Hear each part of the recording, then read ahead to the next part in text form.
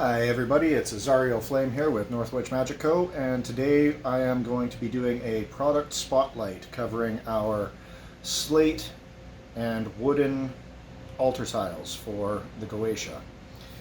Now these tiles are made out of Canadian black slate. We've put some rubber feet on the back there so that it keeps it off of any surfaces in case you're going to burn a candle or something on top of this. This is good for burning incense on top of, preferably still in another container, or else tea lights are awesome, or any containered candle like novena, such as these. We also make the novenas in store.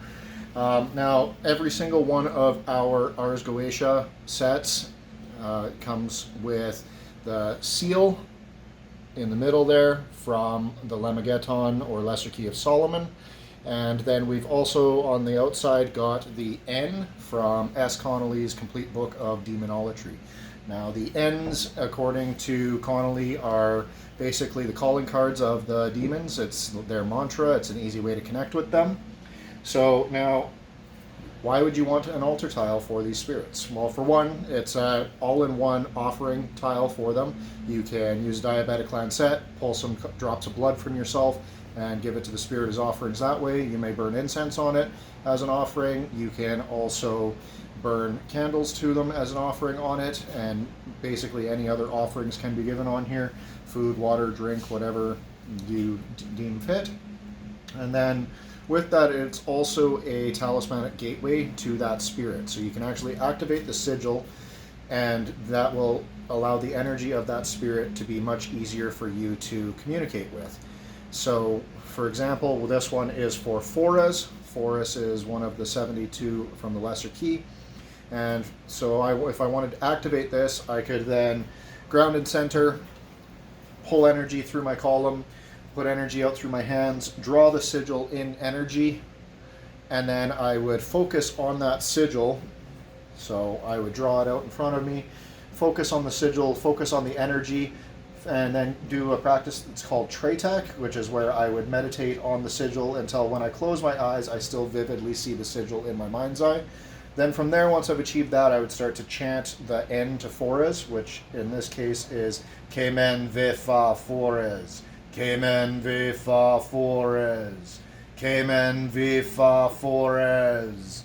And I'd continue to do that until I felt a connection to the spirit's energy. At which point you would then be able to start communication with the spirit, offer them incense, candles, whatever else for the communication, and then you could give them a petition. We will have other videos on how to write effective petitions. And then you would make a deal with the spirit. Basically, if you do such and such a thing for me, I will do such and such a thing for you. Now, oftentimes it is more than enough for you to offer them something as an offering that is a sacrifice to you, something that is hard for you to give. For example, give them some money, donate some of your time, so go and volunteer for them. Give them some incense, give them some alcohol, your last beer, your last cigarette, something that is a sacrifice for you. Now, it doesn't have to be a living sacrifice, obviously, but if you are somebody who is really, really hard up and you've only got one steak in the fridge, well, giving that steak might be a really good offering. So that's a basic way to connect with these. Now, if you are a practicing demonolator, your mileage may vary depending on how you connect. So if you're going to be casting a demonic elemental circle, that will again change how you would connect with this. If you are invoking them within a triangle, that will change how you are working with this. Now, there is no need for you to work within a Solomonic circle. There is no need for you to have a triangle. You can work with these directly as talismanic gateways. I do recommend that the first time you work with them, that you do a cleansing and a charging and a consecration of your own, just to connect your energies to the tile and to make it easier for you to connect with the spirit that way. So that is how I would go about using these. I would love to hear how you would think of using these. I'm sure there are 1,001 possible ways. So let us know how you would use these in the comments and what you think of them.